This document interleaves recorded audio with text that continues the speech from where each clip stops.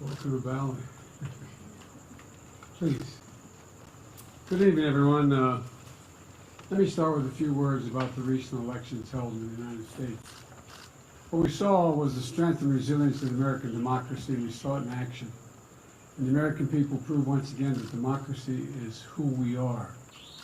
There was a strong rejection of election deniers at every level, from those seeking to lead our states and those seeking to serve in Congress, and also those seeking to oversee the elections. And there was a strong rejection of political violence and voter intimidation. There was an emphatic statement that in America, the will of the people prevails. I've traveled this week, and it's been clear just how closely the world and our allies and our competitors as well have been following our elections at home. Excuse me, I'm a little cold. And what these elections showed is that there's a deep and unwavering commitment in America to preserving and protecting and defending democracy. Now, let me speak briefly about our agenda over the past few days in Egypt and in Cambodia and here in Indonesia. In this moment of great global challenges, from global inflation to the climate crisis to Russia's brutal war against Ukraine, we're bringing together the broadest possible coalition of partners to deliver results. At COP27 in Egypt, I made it clear, thanks to the bold agenda of our administration, we pursued from day one to tackle the climate crisis and advance energy and security at home and around the world. The United States will meet our emissions targets under the Paris Agreement. And we're going to keep working with our partners to support the most vulnerable countries in building resilience to climate impacts and to align global ambitions with the 1.5 degrees Celsius goal while supercharging our clean energy transition. At the U.S.-ASEAN Summit, in East Asia Summit, I laid out a commitment to working with our partners in the Indo-Pacific to ensure a future that's vital to this region, that's free and open and prosperous as well as secure. And I met with our allies from Australia, Japan, and the Republic of Korea, underscoring our commitment and deepening our engagement with our closest partners and strengthening cooperation among our allies to meet shared threats to our own security and to their security, including the DPRK. And let me meet, I just met in person with Xi Jinping of the People's Republic of China. We had, we had an open and candid conversation about our intentions and our priorities. It was clear, he was clear and I was clear, that we'll defend American interests and values, promote universal human rights, and stand up for the international order and work in lockstep with our allies and partners. We're going to compete vigorously, but I'm not looking for conflict. I'm looking to manage this competition responsibly. And I want to make sure that every country abides by the international rules of the road. And we discussed that. The One China policy, our One China policy has not changed. We oppose unilateral change in the status quo by either side, and we're committed to maintaining the peace and stability in the Taiwan Straits. It was also clear that China and the United States should be able to work together where we can to solve global challenges that require every nation to do its part. We discussed Russia's aggression against Ukraine, reaffirmed our shared belief in the threat or the use of nuclear weapons is totally unacceptable, and I asked that Secretary Blinken travel to China to follow up on our discussions and continue keeping the lines of communication open between our two countries. Looking ahead at the G20 meetings tomorrow, we're going to be taking on the very issues that matter to the people's lives, not only here, but also our allies and our partners. That means tackling the suffering that Russian aggression has unleashed, not just in the Ukrainian people, but the people around the world, particularly food insecurity, and strengthening the fundamentals of our global economy for everyone. Support for debt relief, reforms for multilateral development banks, investments to bolster global health security, and to make sure the world is better prepared for the next pandemic. The G20 has been an important forum for the world's largest economies to work together for the good of people everywhere. And I'm looking forward to our meetings tomorrow. Now let me close with this. On my first trip overseas last year, I said that America was back. Back at home, back at the table, and back to leading the world. In the year and a half that's followed, we've shown exactly what that means. America is keeping its commitments. America is investing in our strength at home. America is working alongside our allies and partners to deliver real, meaningful progress around the world. And at this critical moment, no nation is better positioned to help build the future we want than the United States of America. Now, I'm happy to take questions, and I'm told there are going to be 4 questioners, but I'm not going to do 10 questions from each questioner. All right? Let's make that clear at the outset here. And Ken Thomas, Wall Street Journal.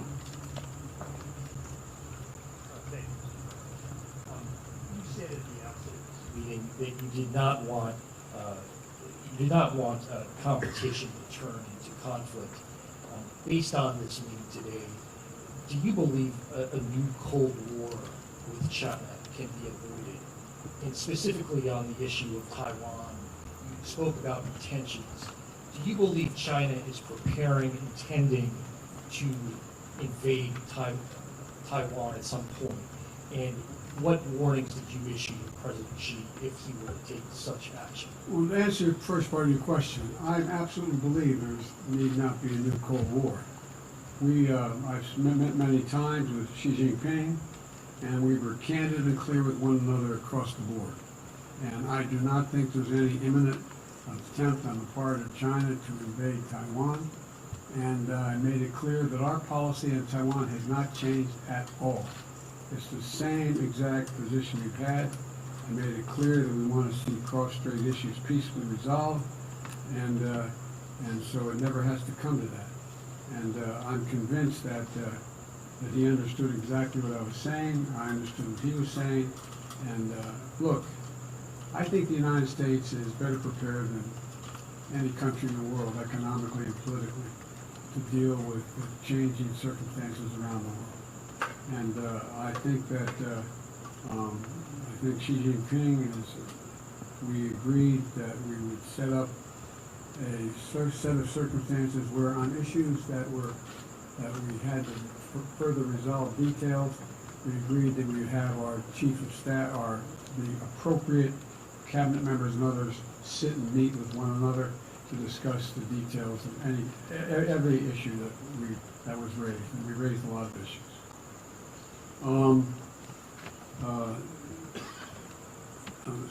Sung Kim, Associated Press. Mr. President, you met with President Xi, and you met with him face-to-face after he had unquestionably consolidated his power at home. So now that you've met with him face-to-face, how do you assess his sort of posture towards the United States now? And did you find him personally to be more confrontational or more conciliatory and willing to compromise? Neither and yes. Yes, I didn't find him more confrontational and more conciliatory. I found him the way he's always been, direct and straightforward. And do I think he's willing to compromise on various issues? Yes. I think he understands that, look, I think, how can I say this tactfully? I think the election held in the United States, which still leaves a little bit uncertain, has sent a very strong message around the world that the United States is ready to play. The United States is, the Republicans who survived, along with the Democrats, are of the view that we're going to stay fully engaged in the world and that we, in fact, know what we're about. And so I don't get any sense that there's more or less confrontation. We were very blunt with one another about places where we disagreed or where we were uncertain of each other's position, and we agreed we'd set up, as we did, mechanisms whereby we would meet in detail with the key people in each of our administrations to discuss how we could resolve them, or how, if they weren't resolved, on what basis were they not resolved. Sebastian Smith, the AFP. Thank you very much, Mr. President. Excuse me, I don't usually talk that loud. Does the retaking of Kherson in Ukraine signal a turning point in the war, in your opinion? that the Ukrainians, where the Ukrainians could realistically pursue their ultimate goal of expelling the Russians completely, including retaking Crimea?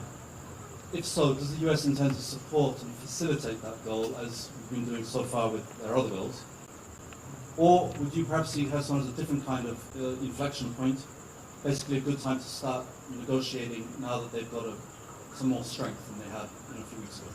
First of all, it was a significant victory for Ukraine. Significant victory. And I can do nothing but applaud the courage, determination, and capacity of the Ukrainian people, the Ukrainian military. I mean, they have really been amazing.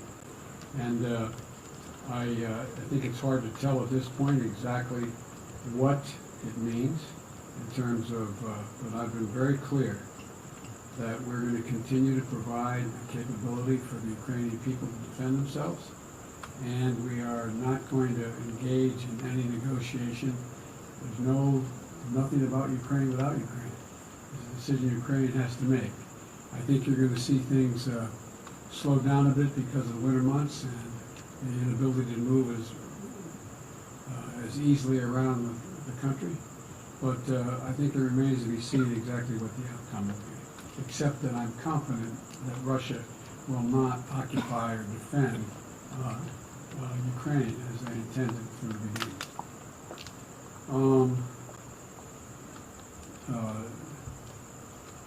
I can't have trouble reading this. Reuters, Natanya Bose. President, quick question on North Korea, which appears poised to conduct a new nuclear test. I'm wondering if you can talk about your specific discussions with President Xi on that. To what extent do you think China has the ability to talk North Korea out of conducting such tests? And what are the repercussions for U.S.-Chinese relations if a test goes forward? Well, first of all, it's difficult to say that I am certain that China could control North Korea, number one. Number two, I made it clear to President Xi Jinping that I thought they had an obligation to attempt to make it clear to North Korea that they should not engage in long-range nuclear tests. And I made it clear as well that if they did, they, meaning North Korea, that we would have to take certain actions that would be more defensive on our behalf, and it would not be directed against North Korea. It would not be directed against China, but it would be to send a clear message to North Korea. We are going to defend our allies as well as American soil and American capacity. And so, but I do not think that it's difficult to determine whether or not China has the capacity. I'm confident China is not looking for North Korea to engage in further escalatory means, because I made it clear, and I made it clear from the very beginning and last year as well, that we will do what it needs to defend our capacity, to defend ourselves and our allies, South Korea, as well as Japan, and that we'd be more up in the face of China, but it wouldn't be because of China, it would be because of what was going on in North Korea. So, again, on a number of these issues, we have put together teams where our National Security Advisor, Secretary of Defense, and others are going to be engaging with their counterparts in China to see, and we're not going to be able to work everything out. I'm not suggesting this is kumbaya, everybody is going to go away with everything in agreement. But I do not believe there's a need for concern of as one of you raised the legitimate question, the new Cold War. And I think that, I'll conclude by saying it this way. I want to be clear, and be clear with all leaders, but particularly with Xi Jinping, that I mean what I say and I say what I mean. So there's no misunderstanding. That's the biggest concern I have, is a misunderstanding about intentions or actions on each of our parts. So we went into, I looked at my team, how long did that meeting last? 3.5 hours. So we covered an awful lot of territory. And And I must say that he was as straightforward as he has been with me in the past. And I think that we understand one another, which is the most important thing that can be done. I guess all of you are going swimming from here, it's not far. Mr. President, what should Americans expect from Congress as it relates to abortion rights after midterms? I don't think they can expect much of anything other than we're going to maintain our positions. I'm not going to get any more questions. I shouldn't even answer your They'll be question. codified. No, I don't think. Is JCPOA I don't think there's enough votes to codify unless something happens unusual in the House. I think we're going to get very close in the House, but I think it's going to be very close, but I don't think we're going to make it. All right, thank you, everybody. Thank you. That's it. Elon,